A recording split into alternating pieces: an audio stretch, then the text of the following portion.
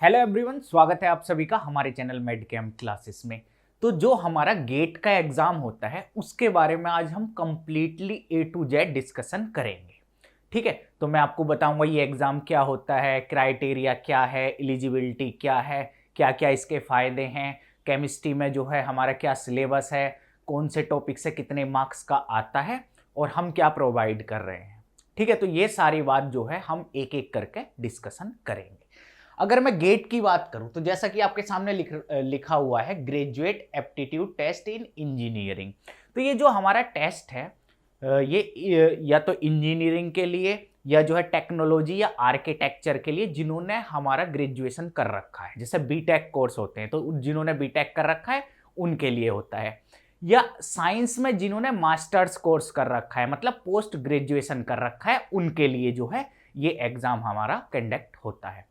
और ये जो हमारा एग्जाम है ये जॉइंटली कंडक्ट होता है by IISc, Indian Institute of Science, और जो हमारे 7 आईआईटी हैं उनके द्वारा ये एग्जाम हर साल एक बार जो है वो कंडक्ट होता है। और जनरली जो है आपका फरवरी के फर्स्ट वीक में ये एग्जाम होता है। ठीक है, तो ये गेट के बारे में था कि गेट का एग्जाम कौन जो है कंडक्ट कराता है और ये क्या है। ठीक, इसके बारे में अगर मैं आपसे बात करूं एलिजिबिलिटी इसकी क्या है, तो देखिएगा जो हमारे टेक्नोलॉजी, इंजीनियरिंग और आर्किटेक्चर के इस मतलब जो स्टूडेंट होते हैं जिन्होंने बीटेक कर रखा होता है या जो है ग्रेजुएशन करी हुई होती है, तो उनका जो है वो अगर अपने फाइनल ईयर में है या वो कंप्लीट कर चुके हैं वो इस एग्जाम को दे सकते हैं। दूसरी चीज, जिन्होंने पोस्ट ग्रेजुएशन कर रखी है साइंस में, अगर हम साइंस की बात करें तो जिन्होंने पोस्ट ग्रेजुएशन कर रखी है वो इस एग्जाम को दे सकते हैं, या अपने जो है लास्ट ईयर में हो मतलब एमएससी के सेकेंड ईयर में हो वो इस एग्जाम को दे सकते हैं। तो बस इसके लिए यही क्राइटेरिया है। अब अगर इसमें मैं बात करूं कि बेनिफिट्स क्या हैं, भाई गेट तो हमें पता चल गया क्या है और जो है भाई हमें यह भी पता चल गया कि इसकी एलिजिबिलिटी क्या है। तो बेनिफिट्स की अगर बात करें तो देखिएगा ये जो आपका एग्जाम होता है ये एमटेक में एडमिशन लेने के लिए, जो एमटेक में एडमिशन लेना चाहते हैं या जो अच्छी अच्छी यूनिवर्सिटी जैसे आईआईटी हो गया, हमारा एनआईटी हो गया और जितने भी टॉप इंस्टीट्यूट हैं, तो उसमें अगर हमें जो है एमटेक में एडमिशन लेना है तो हम जो है गेट का अपने जो है स्कोर के थ्रू ले सकते हैं। दूसरी चीज, हम जो अगर पीएचडी में एडमिशन लेना चाहें, जैसे हम साइंस के स्टूडेंट हैं या जो है हम किसी भी चीज के स्टूडेंट हैं, अगर हम पीएचडी में एडमिशन लेना चाहते हैं तो तब भी जैसे हम क्या करते हैं कि नेट जेआरएफ जो है क्वालिफाई करते हैं, उसके बाद हम जो है पीएचडी में एडमिशन लेते हैं, तब हमें फेलोशिप मिलती है। गेट में क्या है कि अगर आपने पासिंग मार्क्स है, जैसे केमिस्ट्री की बात करूं 100 में से 32, 100 में से 32 अगर आपके मार्क्स आ गए तो आपको कह दिया जाएगा कि हाँ आपका गेट क्वालिफाई है। मतलब ये चेंज होता रहता है 32, 33 इस हिसाब से, बट बहुत ही मतलब इतना कम स्कोर है कि आप इजीली अगर आपने थोड़ा बहुत भी केमिस्ट्री पढ़ रखा है तब भी ये एग्जाम आप क्वालिफाई कर सकते हो। अगर आपने ये एग्जाम क्वालिफाई करा तो आपको जो सेम अमाउंट है फेलोशिप का वो उतना ही मिलेगा जितना जेआरएफ वालों को मिलता है। ठीक, तो आप जो है पीएचडी में एडमिशन ले सकते हो। दूसरा, जितनी भी हमारी पब्लिक सेक्टर अंडरटेकिंग है, जितनी भी हमारी पीएसयूज हैं, जैसे हमारी बार्क हो गई, सॉरी ओएनजीसी होगी, गेल होगी, वेल हो गई, तो इन सब में जो जॉब के लिए हम अप्लाई कर सकते हैं तो इनमें डायरेक्ट वैकेंसी निकलती है कि जिसका गेट क्वालिफाई है तो अगर अच्छी रैंक है आपकी तो उसमें सीट निकली, जैसे 80 सीट निकली तो केमिस्ट्री वाले जो है 100 रैंक तक वाले अप्लाई करेंगे, फिर उनका इंटरव्यू होगा और फिर जो है इंटरव्यू और जितने उनके गेट में मार्क्स आए हैं उस हिसाब से उन्हें जो है जॉब ऑफर करी जाएगी। दूसरा, जो हमारे जैसे बार्क का मैंने बताया तो उसमें अगर हमें रिसर्च में जाना है, सीएसआईआर की हमें लैब में रिसर्च में जाना है तो तब भी हम गेट के स्कोर कार्ड के थ्रू जा सकते हैं। ठीक है, तो ये तो इसके कुछ बेनिफिट्स थे जो मैंने आपको बताए। चलिए भाई आगे चलते हैं। अगर मैं वैलिडिटी की बात करूं, सपोज करो आपने गेट का एग्जाम दिया और आपका क्वालिफाई हो गया, तो कितने दिनों तक उसकी वैलिडिटी रहती है? तो ध्यान से सुनना, 3 साल तक उसकी वैलिडिटी है। मतलब अगर आपने गेट का एग्जाम दिया है और आपकी अच्छी रैंक आई है तो 3 साल तक उसकी वैलिडिटी होगी, चाहे वो कोई से भी आप ओएनजीसी, गेल, वेल जितनी भी पीएसयूज हैं या बार्क जो सीएसआईआर उसमें मैं बता रहा हूं। दूसरा, पीएचडी में एडमिशन लेने के लिए 3 साल तक जो है वो वैलिडिटी रहती है उस सर्टिफिकेट की। दूसरी, स्ट्रक्चर ऑफ एग्जाम, अगर मैं एग्जाम की स्ट्रक्चर की बात करूं तो देखिए जनरल एप्टीट्यूड आता है इसमें, 15 मार्क्स का। ठीक है, बाकी जो है आपका जितने भी टॉपिक हैं जो भी अभी मैं आपको दिखाऊंगा उससे आता है। इसमें जो है 3 तरह के क्वेश्चन आते हैं, हमारा एमसीक्यू, एमएसक्यू और हमारा एनएटी टाइप। ये होते क्या है कि हमें जो है, अगर मैं एमसीक्यू की बात करूं तो मल्टीपल चॉइस क्वेश्चन, उसमें क्या होता है कि आप में से जो है 4 दे रखे हैं ऑप्शन, तो उसमें से आपको एक चूज करना है। ठीक, ऐसी अगर मैं एमएसक्यू की बात करूं तो एक से ज्यादा ऑप्शन करेक्ट हो सकते हैं, मल्टीपल सेलेक्टिव क्वेश्चन। दूसरा, अगर मैं न्यूमेरिकल आंसर टाइप एनएटी की बात करूं तो उसमें जो है आपको क्वेश्चन दिया हुआ रहेगा और आपको जो है वैल्यू लिखनी है कि हाँ इसकी इतनी वैल्यू है, रेंज भी दी हुई रहेगी। जैसे आपने लिख दिया कि भाई इसका आंसर 0.2 है, तो वहां उधर रेंज दी हुई रहेगी कि 0.20 से 0.21 तक, तो इस तरह से रेंज दी हुई रहेगी। तो ये 3 तरह के इसमें जो है क्वेश्चन आपको देखने को मिलते हैं और 100 मार्क्स का ये जो है आपका एग्जाम होता है। अगर हम आगे चलें, हम केमिस्ट्री के सिलेबस की बात करते हैं। देखिए, हम जो है केमिस्ट्री की आपको जो है कोचिंग प्रोवाइड करते हैं, बाकी आप जो है सिलेबस जो है अपने हिसाब से डाउनलोड करके भी देख सकते हो। अगर आप जो है दूसरी ब्रांच के हो, फिजिक्स के हो, मैथमेटिक्स के हो, तो आप अपने हिसाब से जो है वो अपना सिलेबस डाउनलोड करके देख सकते हैं। अगर मैं केमिस्ट्री के सिलेबस की बात करूं तो देखिएगा, आपके सामने ये जो है सिलेबस ओपन है केमिस्ट्री का। ये अगर आपको दिख रहा हो तो इसमें क्या है, फिजिकल केमिस्ट्री में सबसे पहले स्ट्रक्चर, क्वांटम केमिस्ट्री दे रखी है, ग्रुप थ्योरी दे रखी है, स्पेक्ट्रोस्कोपी, इक्विलिब्रियम दे रखा है, केमिकल काइनेटिक्स दे रखी है, और इस तरह से ये जो है आपका सरफेस दे रखा है। इनऑर्गेनिक केमिस्ट्री की बात करूं तो मेन ग्रुप है, ट्रांजिशन एलिमेंट है, लेंथेनाइड एक्टिनाइड है, ऑर्गेनोमेटेलिक है, रेडियो एक्टिविटी है, बायो इनऑर्गेनिक है, सॉलिड है। फिर इंस्ट्रूमेंटल मेथड दे रखे हैं कि यूवी, फ्लोरोसेंस, एफटीआईआर, स्पेक्ट्रोस्कोपी के, कि किस प्रकार से जो है इनके इंस्ट्रूमेंट होते हैं, क्या कैसे ये जो है वर्क करते हैं, फंक्शन करते हैं।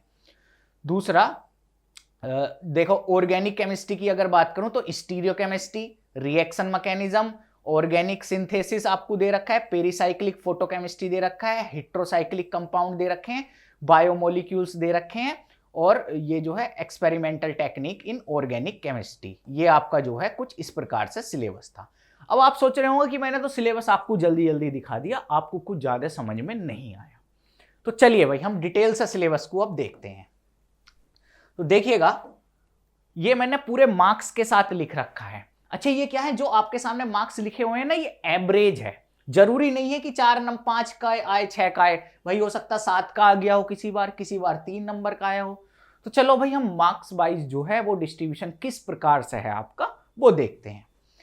अगर मैं आपके सामने बात करूं, सबसे पहले केमिकल काइनेटिक्स। केमिकल काइनेटिक्स हमारा 5 से 6 नंबर का जो है वो आता है, एवरेज।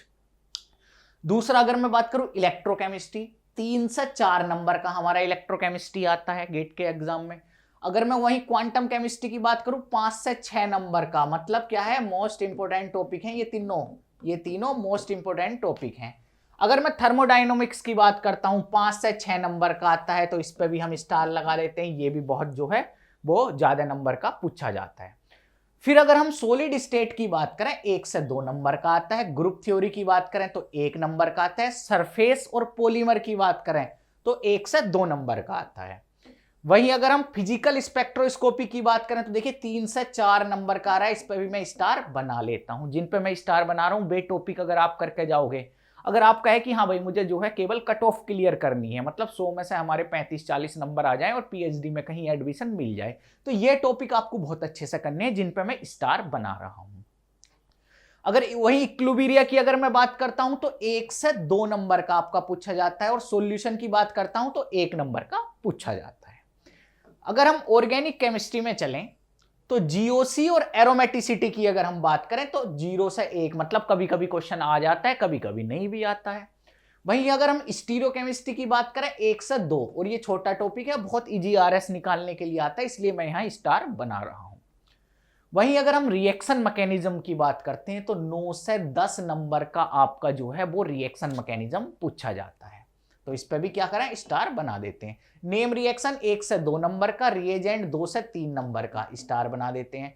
फोटोकेमिस्ट्री 1 से 2 नंबर का, पेरिसाइक्लिक 2 से 3 नंबर का, स्टार बना देते हैं। वहीं हिट्रो की बात करें 1 से 2 नंबर का, बायोमोलिक्यूल्स जैसे हमारे जो सैकेराइड है, अमाइनो एसिड है, इसमें जो है 1 से 2 नंबर का पूछा जाता है। ऑर्गेनिक स्पेक्ट्रो की बात करें 3 से 4 नंबर का पूछा जाता है, इस पे भी मैं स्टार बना देता हूं। तो ये तो था हमारा ऑर्गेनिक का। वहीं अगर हम इनऑर्गेनिक की बात करते हैं तो देखिएगा, इनऑर्गेनिक में अगर कोऑर्डिनेशन को आप देख पा रहे हो तो कोऑर्डिनेशन कितने नंबर का है, 9 से 10 नंबर का। इस पे तो डबल स्टार बनाना पड़ेगा। 9 से 10 नंबर का आपका कोऑर्डिनेशन पूछा जाता है। वहीं अगर हम ऑर्गेनोमेटेलिक कंपाउंड्स की बात करें, ओएमसी की बात करते हैं, तो 5 से 6 नंबर का जो है आपका ओएमसी आता है। वहीं अगर हम मेन ग्रुप की बात करें, वो भी 5 से 6 का आता है। भाई ये भी बहुत, मतलब ये 3 टॉपिक आपको कितने नंबर दे रहे हैं, 10 दूनी 20 नंबर, तो ये 3 टॉपिक आपको दे रहे हैं। मतलब अगर आपने केवल इनऑर्गेनिक में ये 3 टॉपिक करके गए हो, बाकी छोड़ के भी गए हो, तब भी कोई बात नहीं है, अगर आपको केवल कट ऑफ क्लियर करनी है। और अगर आपको अच्छी रैंक लानी है तो भाई आपको सब कुछ पढ़ के जाना पड़ेगा। वहीं अगर हम एफ ब्लॉक की बात करते हैं तो हमारा 2 नंबर का पूछ लिया जाता है, कभी कभी क्वेश्चन नहीं भी पूछा जाता। रेडियो एक्टिविटी का कभी कभी क्वेश्चन आ जाता है। बायो इनऑर्गेनिक भी आपका आता है, बायो इनऑर्गेनिक में एक हाफ स्टार बना देते हैं। केमिकल बॉन्डिंग 1 से 2 नंबर का, एनालिटिकल हमारा 1 से 2 नंबर का, और इंस्ट्रूमेंटल मेथड जो मैं अभी दिखाया था आपको वो भी 2 नंबर का कम से कम पूछा जाता है। तो ये तो था भाई मार्क डिस्ट्रीब्यूशन कि आपका जो है किस हिसाब से आपके जो है मार्क्स आते हैं। अच्छा, ऐसा होता है कि कभी कभी हमारा जो है नेट का एग्जाम क्वालिफाई ना हो, हमें पीएचडी करनी हो, तो आप केवल जिन पे मैं स्टार बनाया हूं इन टॉपिक को अगर अच्छे से करके जाओगे तो आप कट ऑफ क्लियर कर जाओगे, और सेम अमाउंट जो आपका जेआरएफ में मिलता है वही आपका जो है गेट क्वालिफाई करने के बाद पीएचडी में इनरोल होने के बाद सेम अमाउंट आपको फेलोशिप मिलती है। चलिए भाई आगे चलते हैं। अगर मैं बात करूं व्हाट वी प्रोवाइड, हम क्या इसमें आपकी हेल्प कर सकते हैं। देखिए अभी टाइम मतलब सफिशिएंट है। अगर मैं बात करूं तो 5 महीने आपके पास हैं, और अगर आपने अभी तक कुछ भी नहीं पढ़ रखा है तो आप जिन पे मैं स्टार बनाए हूं बे वाले टॉपिक अगर अच्छे से कर लेते हो तो बहुत अच्छा रहेगा। अगर हाँ आपने पहले से ही पढ़ रखा है तो आपको क्या है, एक रिवीजन की जरूरत है। तो हम आपको जितने भी टॉपिक हैं सबके वीडियो लेक्चर, और जितने भी वीडियो लेक्चर ना सब में डिटेल से एक्सप्लेन कर रखा है। और गेट का एग्जाम ऐसा है, अगर इसमें आपने डिटेल से नहीं पढ़ रखा, ऊपर ऊपर से पढ़ रखा है, तो आपका ये एग्जाम क्वालिफाई नहीं होगा, क्योंकि कंपटीशन बहुत हाई होता है इसमें। अब पता चला ओएनजीसी में 10 ही जॉब आई हैं, ओएनजीसी में 20 जॉब आई हैं, तो उन 20 में आना पड़ेगा। 20 का मतलब 30 रैंक तक आपको लेकर आनी पड़ेगी, ठीक है। क्योंकि कुछ ऐसे स्टूडेंट होते हैं जो अच्छी रैंक आने के बावजूद भी वो ओएनजीसी ज्वाइन नहीं करते, बट ये रेयरली होता है, ठीक। इसके बाद अगर हम बात करें, सबसे पहले वीडियो लेक्चर, फिर उनके हम असाइनमेंट प्रोवाइड करते हैं विद सॉल्यूशन, और आपको एक डाउट ग्रुप मिलता है। जिस डाउट ग्रुप में आप जो भी आपके मन में डाउट आ रहा है, कुछ क्वेश्चन समझ में नहीं आ रहा है, वो आप पूछ सकते हो। उसके साथ साथ आपको टेस्ट सीरीज मिलेगी और प्रीवियस ईयर के क्वेश्चन मिलेंगे। तो टेस्ट सीरीज आपकी जैसे गेट के आधार पर टेस्ट सीरीज मिल जाएगी। तो जो भी आपका जैसे 100 मार्क्स का मतलब पेपर आता है, 15 मार्क्स का आपका एनालिटिकल आता है, बाकी जो है आपका कैसे कैसे आता है एप्टीट्यूड, 15 मार्क्स का आपका एप्टीट्यूड आता है, बाकी जो है 85 मार्क्स का जो है आपकी केमिस्ट्री आती है। तो उसी हिसाब से जो है आप अटेंड करोगे। अच्छा, टेस्ट देने से फायदा क्या होता है? टेस्ट देने से क्या होगा कि आपको अपनी कमियां पता चल जाएंगी कि हाँ भाई मैं इस टॉपिक में वीक हूं, या फिर कि मैं पढ़ा तो मैंने सब कुछ, बट जब मैं क्वेश्चन अटेंड करता हूं तो मेरे से क्वेश्चन नहीं हो पाते। तो जितनी भी चीजें जो है आपको जो है पता चल जाएंगी। तो यही सब बातें थी जो मुझे आपको जो है बतानी थी, और इसे नोट कर लेना जितनी भी मैं स्टार बनाया हूं। तो थैंक यू सो मच। अगर आपको वीडियो अच्छा लगा हो तो वीडियो को लाइक करें। जो भी आपके मन में क्वेरीज हो तो उन्हें कमेंट बॉक्स में आप टाइप कर सकते हो। बहुत बहुत धन्यवाद।